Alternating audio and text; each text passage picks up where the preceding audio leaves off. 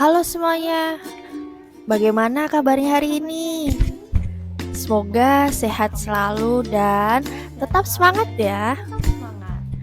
Hari ini kita akan belajar tentang sejarah Indonesia bersama dengan Bu Salitsa Samaraman Faati atau Bu Ara, mahasiswa Pendidikan Sejarah Universitas 11 Maret Angkatan 2020. Nah, penasaran gak sih kita hari ini mau belajar tentang apa? Iya, betul sekali. Jadi hari ini kita akan belajar tentang pergerakan nasional. Sebelumnya, kita lihat dulu yuk tentang tujuan pembelajaran dari pembelajaran hari ini. Yuk kita simak. Jadi, tujuan pembelajaran kali ini yaitu peserta didik mampu menjelaskan faktor pendorong lahirnya pergerakan nasional. Yang kedua, mampu mengidentifikasi organisasi-organisasi pergerakan nasional di Indonesia. Dan yang ketiga, mampu menganalisis perbedaan perjuangan bangsa Indonesia sebelum dan sesudah abad ke-20. Kita masuk ke pembahasan yuk. Yang pertama kita cari tahu apa aja sih faktor pendorong munculnya pergerakan nasional di Indonesia. Nah, di sini ada 3 faktor. Yang pertama itu adanya penderitaan dan kesengsaraan yang dialami rakyat Indonesia akibat dari penjajahan bangsa Barat. Kekayaan alam maupun sumber daya manusia kita itu dikuras habis, yang menyebabkan penderitaan dan kesengsaraan. Hal inilah yang menjadi salah satu faktor pendorong lahirnya pergerakan nasional di Indonesia.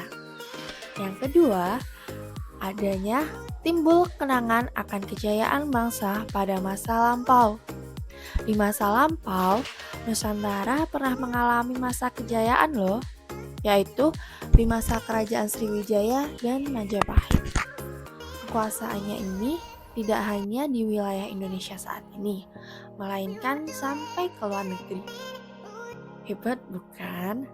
Nah, hal tersebutlah yang membangkitkan perasaan harga diri dan kepercayaan diri rakyat Indonesia untuk membangun kembali bangsa yang besar dengan kekuatan sendiri seperti pada masa kerajaan besar tersebut. Nah, yang ketiga nih, yaitu adanya kaum terpelajar atau para cendekiawan. Kaum terpelajar ini muncul karena program dari kebijakan politik etis, yaitu edukasi. Nah, di mana para golongan elit ini mendapat kesempatan mengenyam pendidikan modern. Melalui mereka lah terjadi ide-ide dan gagasan yang kemudian direalisasikan dengan pendirian organisasi-organisasi yang tujuan besarnya yaitu menuju Indonesia merdeka. Tidak hanya faktor internal saja, tetapi ada juga faktor eksternal pendorong munculnya pergerakan nasional di Indonesia. Yang pertama itu kesuksesan pergerakan nasional di negara-negara lain seperti China, India, Filipina, Turki, bahkan di Mesir. Nah, hal ini membangkitkan semangat rakyat Indonesia untuk menikmati kesuksesan yang sama, yaitu kemerdekaan. Nah, yang kedua, kemenangan Jepang atas Rusia dalam perang tahun 1905 di mana mereka berdua ini memperebutkan wilayah Korea dan juga Manchuria. Kemenangan Jepang atas Rusia ini menyadarkan bangsa Indonesia bahwa bangsa Barat bukanlah bangsa yang superior karena dapat dikalahkan oleh bangsa Asia. Dan yang ketiga, masuk dan berkembangnya paham-paham baru dari Eropa maupun Amerika seperti liberalisme, demokrasi, dan nasionalisme yang membangkitkan motivasi golongan terpelajar untuk berjuang merebut kebebasan dari belenggu penjajahan. Kita lanjut ke pembahasan tentang organisasi pada masa pergerakan nasional.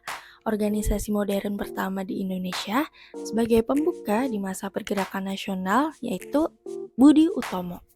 Didirikan pada tanggal 20 Mei 1908 oleh gagasan Dr. Wahidin Sudirohusodo. Tujuan dari didirikannya Budi Utomo ini untuk menjamin kehidupan sebagai bangsa yang terhormat dengan memajukan pengajaran dan juga kebudayaan. Nah, tokohnya itu ada Dr. Wahidin Sudirohusodo, Dr. Sutomo, Surajit Tirtonigoro, Gunawan Mangunkusumo, Muhammad Sulaiman, Gondo Suwarno, dan lain sebagainya. Organisasi yang kedua ada Muhammadiyah. Muhammadiyah ini didirikan oleh Kiai Haji Ahmad Dahlan di Yogyakarta pada tanggal 18 November 1912. Pendirian Muhammadiyah ini dilatar belakangi oleh kondisi masyarakat di sekitar keraton yang kental akan TBC. Apa sih TBC ini? TBC ini yaitu tahayul, khurafat, dan bid'ah.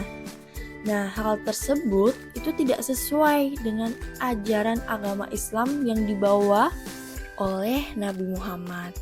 Muhammadiyah memiliki tujuan yaitu memajukan pendidikan dan pengajaran berdasarkan agama Islam, serta mengembangkan pengetahuan ilmu agama dan cara-cara hidup menurut agama Islam yang kemudian dicapai dengan usaha mendirikan sekolah, poliklinik, rumah sakit, rumah yatim, masjid, dan lain sebagainya, serta menyelenggarakan kegiatan keagamaan loh.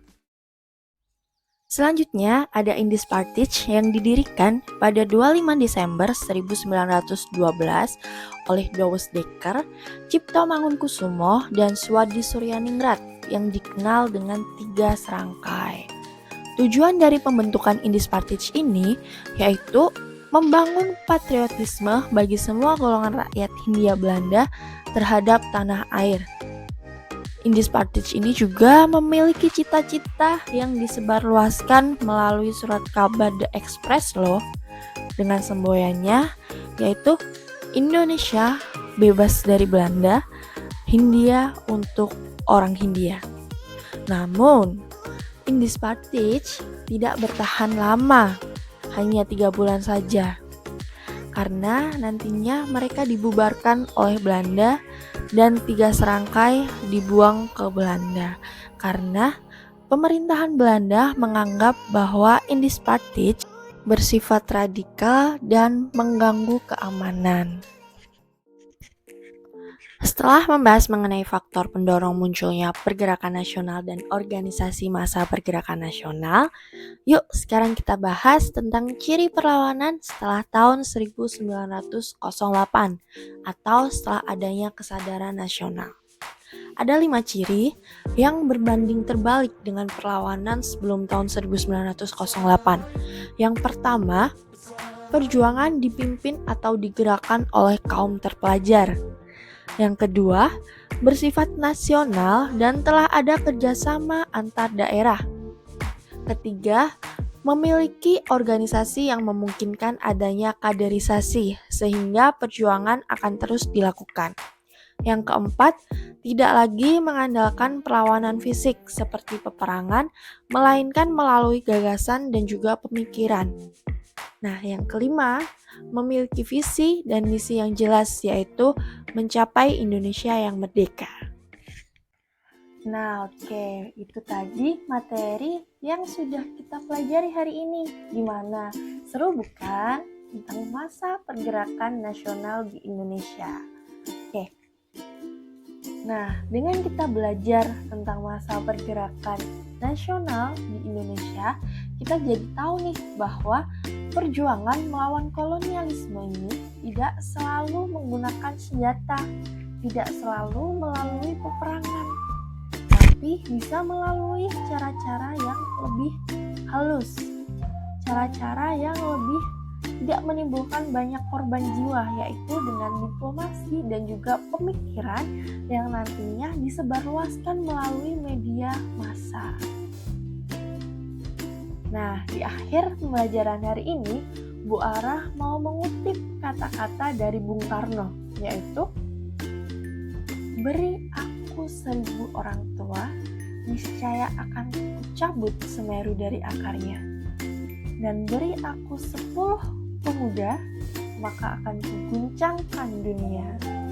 Oke, semoga kita menjadi pemuda-pemuda yang mengguncangkan dunia seperti kata Bung Karno melalui prestasi-prestasi kita. Sampai jumpa di pembelajaran selanjutnya. Say goodbye.